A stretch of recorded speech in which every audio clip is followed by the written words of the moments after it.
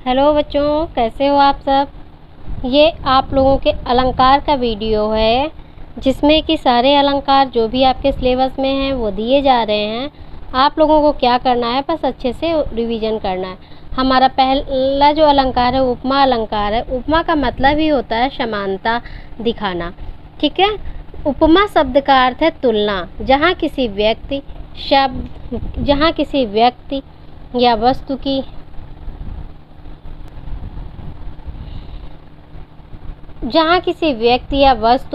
की अन्य व्यक्ति अथवा वस्तु से समानता की जाए, वहाँ उपमा अलंकार होता है।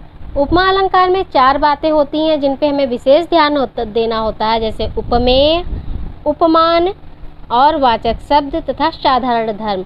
उपमेय क्या है, जिससे तुलना की जाए उसे हम उपमेय कहते हैं। और उपमान मतलब जो हमारे पास है, जैसे अभी आगे बताऊंगी कि कैसे उपमेय आप निकालोगे, कैसे उपमान। उपमान जिसकी तुलना की जाए। वाचक शब्द वो होता है जो शब्द हमें समानता बताए। और साधारण धर्म जिन गुणों के कारण तुलना की जाती है। उदाहरण है जैसे मुख चंद्रमा के समान है, उसका मुख जो है वो चंद्रमा के समान है। मुख तो उसके पास है, जो उपमेय से तुलना की जा रही है, उसका मुख क्या है, उपमेय है, तो उपमेय उसके पास है, मतलब मुख उसके पास है। और उपमान क्या होता है, वो दूर है, मतलब चंद्रमा। आप लोगों को एक बात ध्यान रखनी है कि उपमान हम उसे कहते हैं, जैसे कोई व्यक्ति जो है वो दूर रहता है ना, आप अपने रिश्तेदार को ही ले लो, जो दूर रहते हैं, घर से दूर कभी कभार आते हैं, या आपके भाई बहन रिश्ते में जो भी होंगे कभी कभार आते हैं ना, तो उनका मान सम्मान कुछ ज़्यादा ही होता है। और जो आपके पास पड़ोस में रहते हैं उनका मान सम्मान इतना नहीं होता है, तो मतलब कहते हैं ये उसकी तरह है, ठीक है, जो दूर रहता है। तो चंद्रमा जो है ना वो दूर है, वो उपमान है, दूर है, उसका मान सम्मान जाए। तो मुख तो हमारे पास है, लेकिन चंद्रमा दूर है, तो उससे उसकी उपमा दे रहे हैं। मुख चंद्रमा के समान सुंदर है। समान क्या है, ये वाचक शब्द है, मतलब बता रहा है समानता। और सुंदर क्या है, ये साधारण धर्म है। इसी के कारण, मतलब गुणों के कारण, सुंदर जो है ना ये गुण है, गुण बता रहा है कि उसके अंदर ये गुण है कि वो सुंदर है, ठीक है। इन गुणों के कारण तुलना की जा रही है। इसी प्रकार से और भी उदाहरण हैं। हरिपद कोमल कमल से, पीपर पात सरिस मंडोला। आप लोग देख लीजिएगा और इनको कर लीजिएगा, ठीक है, अच्छे से। अगला अलंकार हमारा रूपक अलंकार है। रूपक अलंकार में होता है अभेद रूप से आरोप, जहाँ समानता के कारण उपमेय और उपमान में एक रूपता एक जैसे ही दिखाई जाती है, वहाँ रूपक अलंकार होता है। मतलब एक रूपता का मतलब उसमें कोई भी भेद ना हो, ठीक है, जैसा है वो उसमें। जैसे आगे देख रहे हैं कि चरण कमल बंदौ हरिराई। चरण क्या है और कमल क्या है, इसमें तो ये एक ही है ना, तो यहाँ पे मतलब चरण के समान कमल या कमल के समान चरण। अब हम यहाँ पे कमल के समान चरण लेते हैं, मतलब हम उन भगवान हरि की वंदना करेंगे जिनके चरण जो है ना वो कमल के समान है। तो यहाँ पे चरण कमल, यहाँ पे आपने देखा कोई भी बीच में वाचक शब्द नहीं आया है। ऐसे ये चरण सरोज, सरोज का मतलब भी कमल ही होता है। चरण सरोज पखारन लागा, मतलब कमल के समान उनके पैरों को धुलने लगे, ठीक है। ऐसे ही फर्स्ट उदाहरण में जो हरि के चरण हैं वो कमल जैसे हैं। यहाँ पर भेद नहीं हो पा रहा है कि भगवान विष्णु के यह चरण हैं या कमल है। ऐसे हमारा अगला अलंकार है उत्प्रेक्षा अलंकार। उत्प्रेक्षा में हमें संभावना व्यक्त होती है, जहाँ उपमेय जो चीज वस्तु पास हो वो उपमेय है। जब उपमेय में उपमान की संभावना मतलब यह कल्पना की जाए, वहाँ उत्प्रेक्षा अलंकार होता है। इसको हमें पहचानने का ट्रिक है कि उदाहरण में हमेशा मनु, मानो, जनु, जानो शब्दों का प्रायः प्रयोग होता है। आपको मनु मिल जाएगा, मानो मिल जाएगा। जैसे मुख मानो चंद्रमा के समान है, यहाँ पे आपको मानो मिल गया कि उसका मुख मानो चंद्रमा के समान है। तो जैसे आपने देखा कि इसमें मनु, मनहु, मानो, जनु, जनहु, जानो ये शब्द अगर होंगे तो हम उत्प्रेक्षा अलंकार को पहचानेंगे। आगे है हमारा संदेह अलंकार। संदेह अलंकार जहाँ उपमेय और उपमान दोनों में समता देखकर यह निश्चय नहीं हो पाता है कि उपमेय वास्तव में उपमेय है, मतलब उसका मुख जो है वास्तव में मुख है या उपमान है या कहीं चंद्रमा तो नहीं है।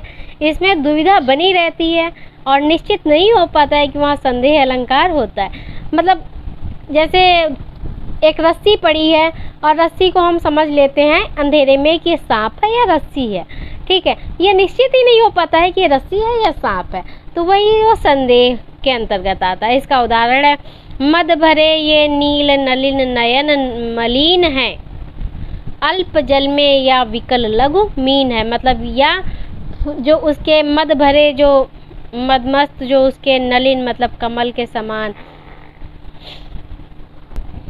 जैसा कि हम देख रहे हैं मद भरे ये नलिन, नलिन मीन्स होता है कमलिनी, और नयन मलिन है, अल्प जल में या विकल लघु मीन है, मतलब ये थोड़े से जल में ये जो मलिन है ये मुरझा गई है, नलिन ये कमलिनी है के समान इसके नयन है, या ये मतलब थोड़े से जल में या मछली है। यहाँ पे उपमेय नयन है, जो नयन है ये उपमेय है और उपमान क्या है मीन, मीन का मतलब होता है मछली, परंतु यह निश्चय नहीं हो पा रहा है कि ये नयन है अथवा मीन है। इसी प्रकार से हमारा दूसरा उदाहरण है शारी बीच नारी है कि नारी बीच शारी है, कि शारी है कि नारी है, कि नारी है कि सारी है।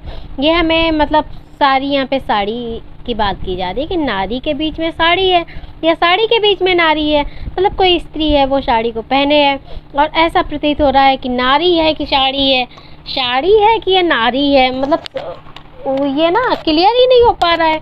तो बीच नारी इसका निश्चय नहीं हो पा रहा है, अतः यहाँ पर संदेह बना हुआ है, इसीलिए यहाँ पे संदेह अलंकार है। ये अलंकार बहुत ही सरल है, आप इसको अगर जो वीडियो को 3-4 बार आप देखोगे कायदे से तो आपको दोबारा पढ़ने की ज़रूरत नहीं पड़ेगी और हमेशा के लिए याद भी हो जाएंगे। इसी प्रकार से होता है भ्रांतिमान, भ्रांतिमान में भ्रम जो है ना मेन होता है, जब एक जैसी दिखाई देने के कारण एक वस्तु को दूसरी वस्तु मान लिया जाता है या समानता के कारण किसी दूसरी वस्तु का भ्रम होता है तब उसे भ्रांतिमान अलंकार कहते हैं। जैसे नाक का मोती अधर की कांति से, बीज दाड़िम का समझकर भ्रांति से, देखकर सहसा हुआ सुख मौन है, सोचता है अन्य सुख यह कौन है। मतलब अधर की कांति, अधर का मतलब होता है नीचे वाला ओष्ठ, ठीक है, तो उसे ये सुख को प्रतीत हो रहा है कि ये मतलब बीज दाड़िम का है या कोई और ये सुख मतलब और कोई तोता है, तो ये सोच करके वो जो है ना अपने भ्रांतिमान मतलब अपने भ्रम को दूर ही नहीं कर पा रहा है कि ये अनार का दाना है या कोई और तोता है। तोता मतलब सुख, सुख का मतलब तोता है। दूसरा उदाहरण है पाए महावर देन को नाइन बैठी आए, मतलब पैरों में महावर लगाने के लिए जो रंग नहीं होता है तो उस रंग को लगाने के लिए नाइन मतलब बैठी है आकर के, लेकिन फिर जानी महावरी एड़ी भीड़त जाए, मतलब वो समझ ही नहीं पा रही है कि ये रेड कलर पैर में लग भी रहा है कि नहीं लग रहा है, क्योंकि जो उसका पैर होगा जिसके पैर में वो लगाने बैठी है वो भी एकदम रेड होगा, ठीक है। तो यहाँ पे भ्रम हो रहा है, ये भ्रम का मूल प्राण है, भ्रांतिमान अलंकार का मूल प्राण ही है भ्रम, ठीक है, हमें इसको ध्यान में रखना है। संदेह अलंकार और भ्रांतिमान अलंकार में बहुत सारी समानताएं हैं, लेकिन फिर भी हम इसकी परिभाषा से इनको अलग कर सकते हैं। ये अतिशयोक्ति अलंकार है, किसी चीज़ को बहुत अधिक बढ़ा चढ़ा कर कह देना, जहाँ किसी बात को इतना बढ़ा चढ़ा कर कहा जाए कि जहाँ पर सीमा का उल्लंघन प्रतीत हो, वो अतिशयोक्ति अलंकार होता है। जहाँ वर्णन अविश्वसनीय हो, ऐसा लगे कि मतलब अरे ऐसा कैसे हो गया, ये इसको कहते हैं अतिशयोक्ति अलंकार। उदाहरण में समझ आ जाएगा, राजा ने सोचा इस पार तब तक चेतक था उस पार। यहाँ पर महाराणा प्रताप के घोड़े के विषय में बढ़ा चढ़ाकर वर्णन किया जाता है। कहा जाता है कि मन की गति बहुत तेज होती है, लेकिन मन की गति से भी तेज चेतक की गति थी, क्योंकि उसने सोच ही नहीं पाया तब तक कि वो घोड़ा उधर पार हो गया, नाले के या कोई दीवार होगी जो भी है। अब जीवन की कपियास न कोए, कन गुड़िया की मुंदरी कंगना हो, ये दूसरा है उदाहरण है, आप लोग अच्छे से इनको देख लेंगे, ठीक है। दोनों उदाहरण बहुत सरल है।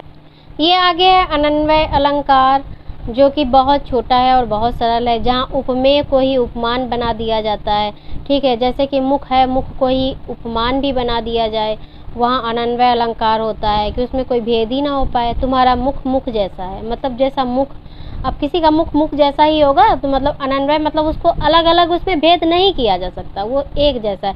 राम ने राम, राम से राम और सिया सी सिया, मतलब राम के जैसे राम है और सीता की जैसी सीता है। अब बालक के जैसे बालक होगा, बालिका के जैसी बालिका होगी। तो अनन्वय अलंकार, इसमें कोई भेद नहीं किया जा सकता, उसको हम अनन्वय अलंकार कहते हैं। प्रतीप का मतलब ही होता है उल्टा। अब इस अलंकार में उपमा के विपरीत स्थिति होती है, जहाँ उपमान को, उपमा में हमने क्या देखा था, उपमेय की तुलना उपमान से की जा रही थी, लेकिन यहाँ प्रतीप में उपमान को उपमेय बना दिया जाए, वहाँ प्रतीप अलंकार होता है। जैसे चंद्र तुम्हारे मुख जैसा है, हम वहाँ पे देख रहे थे तुम्हारा मुख चंद्रमा के समान है, लेकिन यहाँ पे देख रहे हैं चंद्र तुम्हारे मुख जैसा है। सखी मयंक तब मुख सम सुंदर, सखी की हे सखी, एक सहेली अपनी सहेली से कह रही कि हे सहेली, कि हे सखी, तुम्हारा मयंक मतलब चंद्रमा की तरह तुम्हारा मुख नहीं है, बल्कि मयंक तब मुख सम, मतलब जो चंद्रमा है वो तुम्हारे मुख के जैसा सुंदर है, मतलब जितना सुंदर तुम्हारा मुख है वैसा ही वो चंद्रमा है। ठीक है, बहुत सरल हैं अलंकार आपके। आप लोग इस वीडियो को अगर 4-5 बार देखेंगे तो आपको क्लियर हो जाएंगे, दोबारा आपको पढ़ने की ज़रूरत कभी नहीं पड़ेगी। ये दृष्टांत अलंकार है। बिंब प्रतिबिंब भाव, मतलब जैसे का तैसा दिखाई देना। जहाँ उपमेय व उपमान के साधारण धर्म में भिन्नता होते हुए भी बिंब प्रतिबिंब भाव से कथन किया जाए, वहाँ दृष्टांत अलंकार होता है। जैसे उदाहरण, कोई दुश्मन कभी शांति के बीज नहीं बो सकता और कोई भेड़िया शाकाहारी कभी नहीं हो सकता। तो यहाँ पे समानता है, जैसे दुश्मन होता है वो कभी शांति के बीज नहीं बो सकता, उसी प्रकार से भेड़िया कभी शाकाहारी नहीं हो सकता, मतलब जैसा ऊपर कहा गया वैसे ही नीचे है। तो ये यहाँ पे बिंब प्रतिबिंब भाव है। ऐसे ही पापी मनुज देखो आज भी मुख से राम नाम निकालते हैं, देखो भयंकर भेड़िए भी आज आंसू ढालते हैं, मतलब दोनों असंभव कार्य हैं, जैसे का तैसा दिखा दिया गया। यहाँ पापी मनुज का मतलब मनुष्य है, मनुष्य का प्रतिबिंब भेड़िया में, वो राम नाम का प्रतिबिंब आंसू में है। ठीक है, ये आपका दृष्टांत अलंकार है। अलंकार मतलब जहाँ पर स्वरों की विषमता होने पर, मतलब स्वर समान ना हो, जैसे ता है, का है, बार बार ना आए, स्वरों की विषमता, मतलब कोई भी वर्ड बदल के आए होने पर भी व्यंजनों की बार बार, मतलब स्वर जो है, स्वर क्या होते हैं, अ आ ई उ ऊ। ठीक है, स्वरों की विषमता होने पर भी व्यंजनों की बार बार आवृत्ति हो, मतलब स्वर ना हो उसमें व्यंजन ही बार बार आए, जैसे ये यहाँ है। ठीक है, अनुप्रास अलंकार होता है। जैसे चारू चंद्र, इसमें देखा आपने बड़ा है, यहाँ पे छोटा ही है। चारू चंद्र की चंचल, यहाँ पे देख रहे हैं आप, ये भी अंग भी एक स्वर ही आता है। चंचल किरणें खेल रही हैं जल थल में, यहाँ प्रथम पद में चा की कई बार आवृत्ति हुई है और दूसरी पंक्ति में ला की, क्योंकि खेल में ला, जल में ला, थल में ला आवृत्ति हुई था, यहाँ अनुप्रास अलंकार है। और उदाहरण हम देख लेते हैं, सुनि मुनि वचन लखन मुस्काने, यहाँ पे ना की बार बार आवृत्ति हो रही है। ठीक है, और तरनि तनुजा तट तमाल तरवर बहु छाए, यहाँ पे देख रहे हैं आप ता की बार बार आवृत्ति हो रही है। आवृत्ति का मतलब है बार बार आना। ठीक है, ये यमक अलंकार है, जहाँ एक ही शब्द की बार बार आवृत्ति हो किंतु अर्थ भिन्न हो जाता है, वहाँ यमक अलंकार होता है। जैसे कनक कनकते शौगुनी मादकता अधिकाय, वा खाए बौराए जग, या पाए बौराए। सोने का नशा धतूरे से 100 गुना अधिक होता है, क्योंकि धतूरे को खाने से नशा होता है, क्योंकि धतूरे को खाने से नशा होता है और सोने को पाने से ही नशा होता है। तो मद मस्ती हो, मतलब दोनों से आ जाती है। ठीक है, इंसान चाहे ज़्यादा धन संपदा हो किसी के पास तब भी वो मस्त हो जाता है, या कोई नशा करता हो तब भी मस्त हो जाता है। तो यहाँ पहले शब्द का अर्थ है धतूरा, दूसरे शब्द का अर्थ है सोना। अतः यहाँ एक ही शब्द की भिन्नार्थ में आवृत्ति, आवृत्ति का मतलब भिन्न अर्थ में बार बार आवृत्ति बार बार आ रहे हैं, आवृत्ति होने से यमक अलंकार।